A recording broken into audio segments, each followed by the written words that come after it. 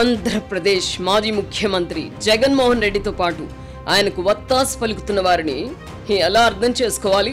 తాను అధికారం కోల్పోవాల్సి వస్తుందని కలలో కూడా ఊహించని జగన్మోహన్ రెడ్డి ఇప్పుడు కరుణామయుడి ముసుగు తొలగించి తనలోని వికృత మనస్తత్వాన్ని ప్రదర్శించడానికి ఏమాత్రం మొహమాట పడడం లేదు. అయితే అతనిలోని ఉక్రోషం రాజకీయంగా మేలు చేస్తుందా, కీడు చేస్తుందా అన్నది చెప్పలేని పరిస్థితి. గత ఎన్నికల్లో వైసీపీ గెలుస్తుందని 1.5 కోటి వరకు పందెం కాసి నష్టపోయిన నాగమల్లేశ్వరరావు అనే కార్యకర్త ఆత్మహత్య చేసుకున్నాడు. ఈ సంఘటన జగన్మోహన్ రెడ్డి ఆపద్ధర్మ ముఖ్యమంత్రిగా ఉన్నప్పుడే జరిగింది. జగన్ హయాంలో నియమితులైన పోలీసు అధికారులే అప్పుడు స్థానికంగా పనిచేస్తున్నారు. అయినప్పటికీ చంద్రబాబు అండ్ కో వేధింపుల వల్లనే నాగమల్లేశ్వరరావు ఆత్మహత్య చేసుకున్నాడంటూ జగన్ విమర్శలు గుప్పించారు. అంతటితో ఆగకుండా అప్పుల పాలై ఆత్మహత్య చేసుకున్న వ్యక్తి విగ్రహాన్ని ఆయన ఆవిష్కరించారు. ఈ ధోరణి దేనికి సంకేతమో ఆయనే చెప్పాలి. ఈ సందర్భంగా జగన్మోహన్ రెడ్డి మద్దతుదారులు హద్దులు మీరి తాము తిరిగి అధికారంలోకి వస్తే ఎంత కిరాతకంగా వ్యవహరించబోతామో దాచుకోకుండా ప్లకార్డుల రూపంలో రాష్ట్ర ప్రజలను హెచ్చరించారు. గంగమ్మ జాతరలో పొట్టేళ్ల తలలు నరికినట్టు మళ్ళీ అధికారంలోకి వచ్చాక ఒక్కొక్కరిని రప్ప రప్ప నరుకుతాం, రాజారెడ్డి రాజ్యాంగాన్ని పల్నాడు నుంచి అమలు చేస్తాం, 2029 తర్వాత తమకు అడ్డొస్తే తొక్కి పడేస్తాం అంటూ ప్లకార్డులు ప్రదర్శించారు. సభ్యత, సంస్కారం, బాధ్యత తెలిసిన ఏ నాయకుడైనా ఇలాంటి ఆలోచన ధోరణులకు అడ్డుకట్ట వేస్తారు. అయితే జగన్మోహన్ రెడ్డి అలా చేయకుండా సదరు వ్యాఖ్యలను సమర్థించారు. పుష్ప సినిమాలో డైలాగులు చెప్పిన తప్పేనా? మనం ఎక్కడున్నాం? ప్రజాస్వామ్యంలో ఉన్నామా అని ప్రశ్నించడమే కాకుండా రప్ప రప్ప నరుకుతాం అనడంలో తప్పే ఉంది అని ముఖ్యమంత్రిగా పనిచేసిన జగన్మోహన్ రెడ్డి చెప్పడం రాష్ట్ర ప్రజలను దిగ్భ్రాంతికి గురి చేసింది. జగన్మోహన్ రెడ్డి పాలన ఎలా ఉండిందో ప్రత్యక్షంగా చూసి అనుభవించిన ప్రజలు ఇప్పుడు ఈ వ్యాఖ్యలు, హెచ్చరికలతో భయభ్రాంతులకు గురవుతున్నారు. రప్ప రప్ప నరకడాన్ని జగన్మోహన్ రెడ్డి సమర్థించడాన్ని చూసి నాగరిక సమాజం ముక్కును వేలేసుకుంది.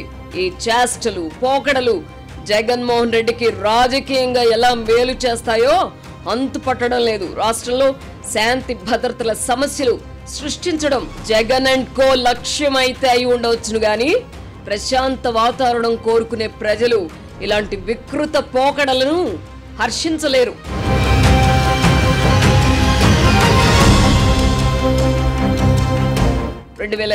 ఎన్నికల్లో తాను ఓడిపోవడానికి గల ప్రధాన కారణాలను గుర్తించడానికి జగన్మోహన్ రెడ్డి నిరాకరించడం వల్లనే ఆయన హింసను ఆశ్రయిస్తున్నారు.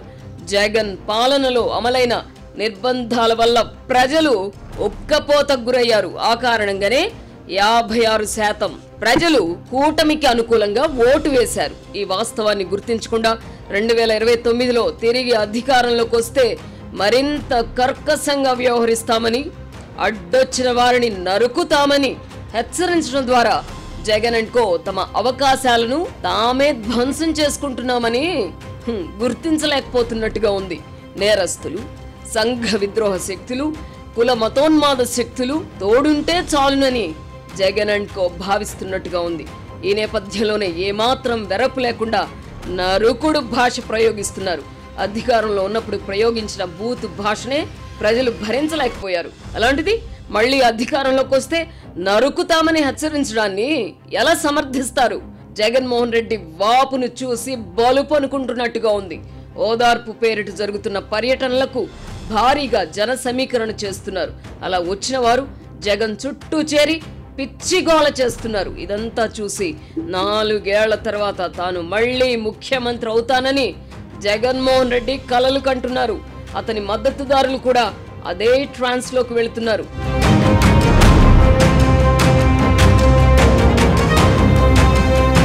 నిజానికి ఏడాది క్రితం అధికారంలోకి వచ్చిన చంద్రబాబు ప్రభుత్వంపై ప్రజల్లో జగన్మోహన్ రెడ్డి భావిస్తున్నట్టుగా వ్యతిరేకత లేదు. ప్రభుత్వాల పట్ల వ్యతిరేకత ఉన్నప్పటికీ ప్రజలు బహిరంగంగా ప్రదర్శించరు. తెలుగునాట ఇది రుజువైంది. తెలంగాణలో కేసీఆర్ ప్రభుత్వం పైన, ఆంధ్రప్రదేశ్లో జగన్మోహన్ రెడ్డి ప్రభుత్వం పైన ప్రజల్లో ఇంతటి వ్యతిరేకత ఉందని ఎన్నికలకు ముందు కనిపించిందా? లేదే. పోలింగ్ రోజున ప్రజలు కామ్గా వెళ్లి తమ తీర్పిచ్చారు. ప్రజలు ఎప్పుడు సైలెంట్ గానే ఉంటారు. జగన్మోహన్ రెడ్డి ఓదార్పు పర్యటనల్లో వలె గోల చేయరు. ఈ చిన్న లాజిక్ మిస్ అవుతున్న జగన్ అండ్ కో 2029 తర్వాత సినిమా చూపిస్తామంటూ రెచ్చిపోతున్నారు. ప్రజలను భయపెట్టి అధికారంలోకి రావాలని అనుకోవడం ఏమిటో అర్థం కాని విషయం. అధికారంలో ఉన్నప్పుడు ప్రజలను భయపెట్టినందుకే కదా జగన్మోహన్ రెడ్డిని 11 సీట్లకి పరిమితం చేశారు. ఇప్పుడు ప్రతిపక్షంలో ఉండి భయపెట్టాలనుకోవడం మూర్ఖత్వమే అవుతుంది. అందుకే జగన్ అండ్ కోను అర్థం చేసుకోవడం కష్టం. తన చర్యలు, వ్యాఖ్యల ద్వారా జగన్మోహన్ రెడ్డి సమాజానికి ఏం సందేశం ఇవ్వాలనుకుంటున్నారో తెలియదు. ఏదేమైనా ఇలాంటి పెడ ధోరణులను కూటమి ప్రభుత్వం ఉక్కుపాదంతో అణచివేయాలి. తాను మళ్లీ అధికారంలోకి వస్తే ఎంత కర్కశంగా వ్యవహరించేది జగన్మోహన్ రెడ్డి చెప్పకనే చెబుతున్నారు. కనుక అతనికి ఆ అవకాశం ఇవ్వకుండా అత్యంత కఠినంగా వ్యవహరించాలి. సత్తెనపల్లి పర్యటన సందర్భంగా కమ్మ సామాజిక వర్గం పట్ల జగన్మోహన్ రెడ్డి చేసిన ప్రకటన కూడా వింతగా ఉంది. 2019కి ముందు ఆ సామాజిక వర్గంపై ఇతర సామాజిక వర్గాలలో విద్వేషాన్ని నింపి రాజకీయంగా లబ్ధి పొందిన జగన్మోహన్ రెడ్డి అధికారంలోకి వచ్చిన తర్వాత సదరు సామాజిక వర్గాన్ని అంటరాని దానిగా చూశారు. ఫలానా సామాజిక వర్గం వారికి ప్రభుత్వంలో పనులు కాకూడదని పరోక్షంగా ఆదేశాలు జారీ చేశారు. తెలుగునాట ఎన్నడూ లేని విధంగా ఆ సామాజిక వర్గానికి మంత్రివర్గంలో ప్రాతినిధ్యం లేకుండా చేశారు. ఇప్పుడు అదే జగన్మోహన్ రెడ్డి కమ్మ సామాజిక వర్గం ఏం పాపం చేసిందని వాపోవడం రాతగా ఉంది. ఆయన ఏ ఉద్దేశంతో ఈ వైఖరి తీసుకున్నారో తెలియదు గాని దీనివల్ల ఉభయ భ్రష్టత్వం ప్రాప్తించినా ఆశ్చర్యం లేదు. కమ్మ సామాజిక వర్గం పట్ల ద్వేషాన్ని పెంచుకున్న వారికి జగన్మోహన్ రెడ్డి వ్యాఖ్యలు సహజంగానే రుచించవు. అదే సమయంలో కమ్మ సామాజిక వర్గం తనను ఎన్నటికీ నమ్మని విధంగా అధికారంలో ఉన్నప్పుడు ఆయన వ్యవహరించారు. ఈ కారణంగా జగన్మోహన్ రెడ్డికి ఉభయ భ్రష్టత్వం అనివార్యంగా కనిపిస్తున్నది. ఈ నేపథ్యంలో జగన్మోహన్ రెడ్డి చేపట్టిన సత్తెనపల్లి పర్యటన ఆయనకు రాజకీయంగా మేలు చేసే పరిస్థితి కనిపించడం లేదు. చంద్రబాబుపై వ్యతిరేకత ఉన్న వారు కూడా రప్ప రప్ప నరుకుడు భాషను బాహాటంగా సమర్థించలేరు.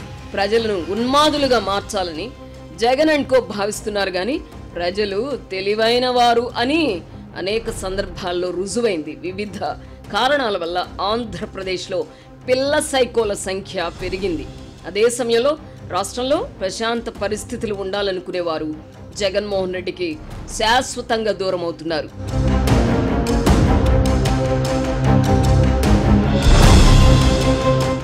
నీలి మీడియాకు తోడుగా కూలి మీడియా అండగా ఉండగా తమకు తిరుగుండదని జగన్ అండ్ కో భావించవచ్చును గాని ఈ మీడియానే 2024లో జగన్ ఘోర పరాజయాన్ని నిరోధించలేకపోయింది. జగన్ రోత ఛానల్లో పిచ్చివాగుడు వాగిన వారు ఇప్పుడు అనుభవిస్తున్నారు. చంద్రబాబు ప్రభుత్వాన్ని తిట్టిపోస్తున్నందుకు జగన్ అండ్ కో నుంచి తనకు డబ్బు ముడుతోందని కృష్ణన్రాజు అనే స్వయం ప్రకటిత ఎడిటర్ పోలీసుల విచారణలో చెప్పారు. జర్నలిస్టులం, అనలిస్టులం అని చెప్పుకుంటున్న వారు ఈ స్థాయికి దిగజారన్నమాట. పత్రికా స్వేచ్ఛ గురించి ఇప్పుడు జగన్మోహన్ రెడ్డి గొంతు చించుకుంటున్నారు. ఆయనకు వత్తాసుగా మరికొన్ని గొంతులు వినిపిస్తున్నాయి. జగన్ అధికారంలో ఉన్నప్పుడు ఆంధ్రజ్యోతి పత్రికను 5 ఏళ్ల పాటు వెంటాడి వేధించినప్పుడు గాని, ఏబిఎన్ ఛానల్ ప్రసారాలను 5 ఏళ్ల పాటు అడ్డుకున్నప్పుడు గాని ఈ గొంతులు ఎక్కడికి పోయాయో తెలీదు. ఒక రాజకీయ పార్టీ అధినేత ఏర్పాటు చేసుకున్న మీడియాకు మాత్రమే స్వేచ్ఛ ఉండాలని వారు కోరుకుంటున్నారేమో తెలియదు. తెలుగునాట మీడియా పవిత్రత ఏనాడో మంట కలిసింది. రాజశేఖర్ రెడ్డి అధికారంలోకి రాకముందు మీడియాలో కొన్ని లోపాలున్నప్పటికీ కనీస ప్రమాణాలు ఉండేవి. ఆ తర్వాత రాజశేఖర్ రెడ్డి, కేసీఆర్ సొంత మీడియా సంస్థలను ఏర్పాటు చేసుకున్నాక మీడియా నిట్ట నిలువున చీలిపోయింది. ఈ క్రమంలో గిట్టుబాటు అయిన వాళ్ళందరూ రాజశేఖర్ రెడ్డి, కేసీఆర్ పంచన చేరారు. వారి మీడియాకు ఇబ్బంది ఎదురైనప్పుడే సుద్దులు చెప్పడానికి బయటకు వస్తారు. 5 ఏళ్ల పాటు ఇటు కేసీఆర్, అటు జగన్మోహన్ రెడ్డి ఆంధ్రజ్యోతి పత్రికకు పైసా ప్రకటన కూడా ఇవ్వకపోయినా కేసులు పెట్టి వేధించినా వీళ్లకు నోళ్లు పగలలేదెందుకో. రాజకీయ పార్టీలతో ప్రత్యక్ష సంబంధాలు లేని మీడియాకే రంగులు పూసినప్పుడు రాజకీయ పార్టీల సొంత మీడియాలో పనిచేస్తున్న వారికి పరిస్థితులు ప్రతికూలించినప్పుడు ఇబ్బందులు తప్పవు. అధికారంలో ఉన్నప్పుడు లబ్ధి పొందిన వాళ్ళు అధికారం లేనప్పుడు కూడా అదే దర్జా ఒలకబోయాలనుకుంటే ఎలా? అధికారంలో ఉన్నప్పుడు రాజధర్మాన్ని పాటించని వారు కూడా ఇప్పుడు పత్రికా స్వాతంత్ర్యం అని గొంతు చించుకుంటే ఎబ్బెట్టుగా ఉంటుంది. అందుకే మీడియా గొడవలను ప్రజలు కూడా పట్టించుకోవడం లేదు.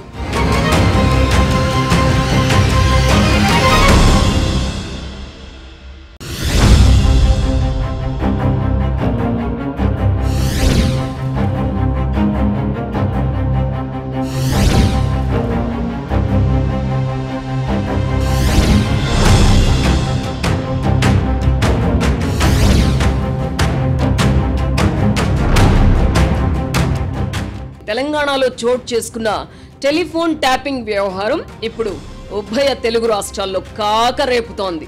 కేసీఆర్ ముఖ్యమంత్రిగా ఉన్నప్పుడు తెలంగాణలో విచ్చలవిడిగా ఫోన్ ట్యాపింగ్ జరిగింది. దీనిపై దర్యాప్తు చేయడానికే రేవంత్ రెడ్డి ప్రభుత్వం సిట్ ఏర్పాటు చేసింది. సిట్ దర్యాప్తులో విస్తుగొలిపే విషయాలు వెలుగులోకి వస్తున్నాయి.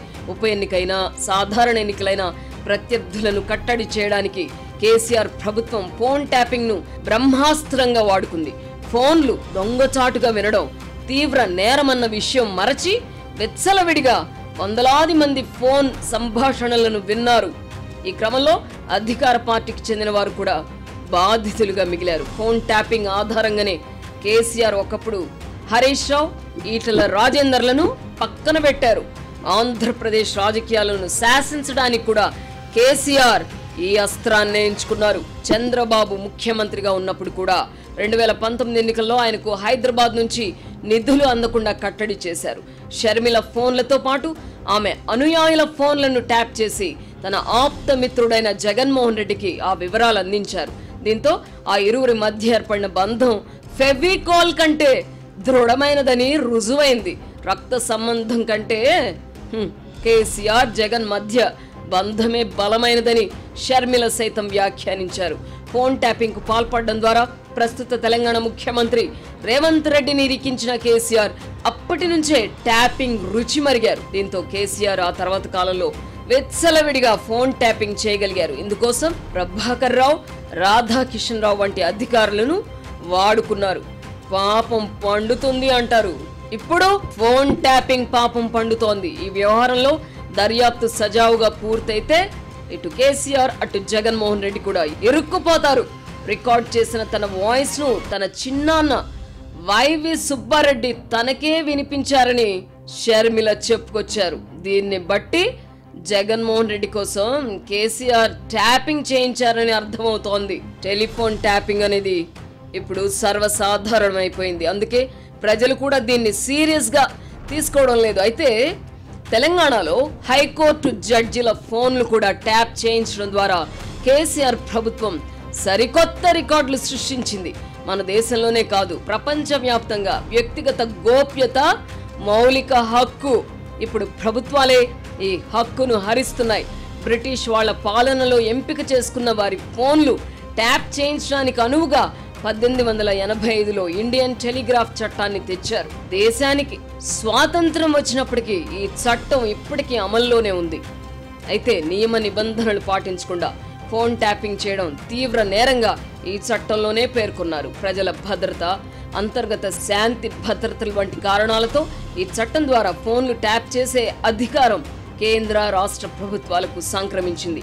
కాలక్రమంలో అధికారంలో ఉన్నవాళ్లు రాజకీయ ప్రత్యర్థుల కదలికలు, వ్యూహాలు తెలుసుకోవడానికి ట్యాపింగ్ చేయించారు. ఈ క్రమంలోనే 1988లో కర్ణాటక ముఖ్యమంత్రిగా ఉన్న రామకృష్ణ హెగ్డేపై తమ రాష్ట్రంలోని ప్రతిపక్ష నాయకుల ఫోన్లు ట్యాప్ చేయించారన్న ఆరోపణలు వచ్చాయి. ఇందులో నిజం ఉండడంతో రామకృష్ణ హెగ్డే ముఖ్యమంత్రి పదవికి రాజీనామా చేశారు. నీరా రాడియా టేపుల వ్యవహారం కూడా సంచలనమైంది. ఈ నేపథ్యంలోనే టెలిఫోన్ ట్యాపింగ్ అనేది వ్యక్తిగత గోప్యత హక్కును ఉల్లంఘించడమేనని 1996లో సుప్రీంకోర్టు తీర్పిచ్చింది. హోంశాఖ కార్యదర్శి అనుమతితోనే ట్యాపింగ్ జరగాలని, ట్యాపింగ్ ఆర్డర్కు రివ్యూ కమిటీ ఆమోదం కూడా ఉండాలని, ట్యాపింగ్ 60 రోజులకు మించి చేయకూడదని, రికార్డులు సక్రమంగా ఉండాలని సుప్రీంకోర్టు తన తీర్పులో స్పష్టం చేసింది.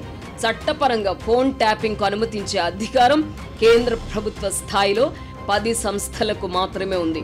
ఇంటెలిజెన్స్ బ్యూరో, రా, CBI, NIA, IT, Delhi police commissioner తదితరులకే అధికారం ఉంది. రాష్ట్ర స్థాయిలో ఫోన్ ట్యాపింగ్ చేయాలంటే హోంశాఖ కార్యదర్శి అనుమతి తప్పనిసరి. తెలంగాణలో జరిగిన ట్యాపింగ్ విషయానికి వస్తే ఇక్కడ నియమ నిబంధనలను తొంగలో తొక్కారు.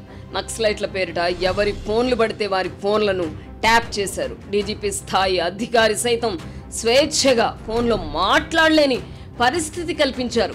జగన్ పాలనలో కూడా ఇలాగే ఉండింది. సొంత పార్టీలకు చెందిన కీలక నాయకులపై కూడా నిఘా పెట్టించారు. ప్రస్తుత కేసులో విచారణ ఎదుర్కొంటున్న ప్రభాకర్ రావు అనే రిటైర్డ్ అధికారి సిట్ అధికారులకు సహకరించడం లేదు. అయితే ఆయన ఆధ్వర్యంలో జరిగిన ఫోన్ ట్యాపింగ్ కు అనుమతించిన అధికారులు ఎవరు, వారి ముందుకు వచ్చిన అభ్యర్థనలు ఎన్ని, ఎవరెవరి ఫోన్లు ట్యాప్ అయ్యాయి వంటి అంశాలను ట్యాపింగ్ కు అనుమతించిన అధికారుల నుంచి సమాచారం సేకరిస్తే గాని ఈ కేసు కులిక్కొస్తుంది.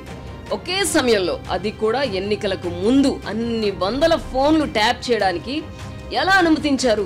కనీసం అనుమానం రాలేదా? తమ ఆమోదానికి పంపిన జాబితాలో ఉన్న నంబర్లు ఎవరెవరవని కనీసం ఆరా తీశారా అని సంబంధిత అధికారులను ప్రశ్నించి సమాధానాలు రాబడితే తెర వెనక శక్తులు బయటకు రాక తప్పదు. పెగాసిస్ సాఫ్ట్వేర్ ను అనధికారికంగా తెప్పించుకొని విచ్చలవిడిగా ఫోన్ ట్యాపింగ్ చేయించారన్న ఆరోపణలు కూడా బలంగా వినిపించాయి. ముఖ్యమంత్రుల ఆదేశాలు లేకుండా రాజకీయ నాయకుల ఫోన్లను అధికారులు ట్యాప్ చేయరు.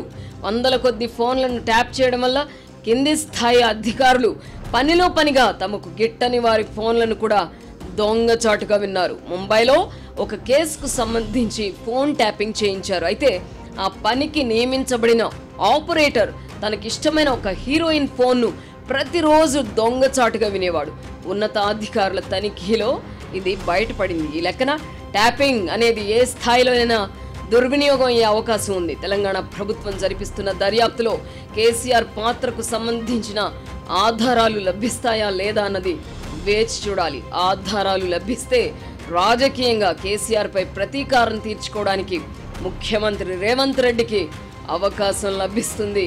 కేసీఆర్ ఇరుక్కుంటే జగన్మోహన్ రెడ్డి కూడా ఇరుక్కునే అవకాశం లేకపోలేదు. రాష్ట్ర ప్రభుత్వాలు విచ్చలవిడిగా ఫోన్లు ట్యాప్ చేస్తున్నందున ప్రజల వ్యక్తిగత గోప్యత హక్కును పరిరక్షించాలంటే నిబంధనలను మరింత కఠినతరం చేయాలి. ట్యాపింగ్ కు జ్యుడిషియల్ అనుమతి తప్పనిసరి చేయాలి. హోంశాఖ కార్యదర్శి అనుమతికి ముందు హైకోర్టులోని సీనియర్ న్యాయమూర్తి అనుమతి పొందడం తప్పనిసరి చేయాలి. ఆ తర్వాత కూడా కింది స్థాయి అధికారులకు వదిలిపెట్టకుండా మాజీ న్యాయమూర్తులు, సాంకేతిక నిపుణులు, పార్లమెంట్ సభ్యులతో పర్యవేక్షణకు కమిటీని ఏర్పాటు చేయాలి. ఈ కమిటీ కూడా సుప్రీంకోర్టు పర్యవేక్షణలోనే ఉండాలి. ప్రతి 3 నెలలకు ఒకసారి ట్యాపింగ్ ఆదేశాలపై సమీక్ష జరపాలి. పౌర హక్కులకు భంగం కలిగితే నష్టపరిహారం చెల్లించే నిబంధన విధించాలి. అమెరికాలో ఫారిన్ ఇంటెలిజెన్స్ సర్వేలెన్స్ చట్టం ప్రకారం ట్యాపింగ్ కోసం ప్రత్యేక న్యాయమూర్తుల అనుమతి తప్పనిసరి. ఇంగ్లాండ్లో మంత్రిమండలి ఆమోదం తర్వాత ఒక సీనియర్ న్యాయమూర్తి కూడా ఆమోద ముద్ర వేయాలి. జర్మనీలో పార్లమెంటరీ పర్యవేక్షణ కమిటీ అనుమతి తప్పనిసరి. చట్టాలను కఠినతరం చేయని పక్షంలో ప్రభుత్వాలే కాకుండా ప్రైవేట్ వ్యక్తులు కూడా పెగాసిస్ సాఫ్ట్వేర్ సమకూర్చుకొని వ్యాపార ప్రత్యర్థుల ఫోన్లను ట్యాప్ చేసే ప్రమాదం ఉంది. తెలుగునాట కొంతమంది ప్రైవేట్ వ్యక్తుల వద్ద ఇలాంటి ఎక్విప్మెంట్ ఉందని ప్రచారం ఉంది. ఇజ్రాయెల్కు చెందిన సంస్థ సరఫరా చేసిన పరికరాల్లో 3-4 ప్రైవేట్ వ్యక్తుల వద్దే ఉన్నాయట. వ్యాపార ప్రత్యర్థుల ఎత్తుగడలను ముందుగానే తెలుసుకోవడానికై కొంతమంది వ్యాపార దిగ్గజాలు ఇలాంటి అనైతిక పద్ధతులకు పాల్పడుతున్నారట. ఈ నేపథ్యంలో పౌరుల వ్యక్తిగత గోప్యత హక్కు భద్రంగా ఉండాలంటే పౌర సమాజం కూడా ఆ దిశగా ఉద్యమించాలి. పాలకులు ట్యాపింగ్ రుచి మరిగినందున వారిని కట్టడి చేయాలంటే ప్రజలే ఉద్యమించాలి.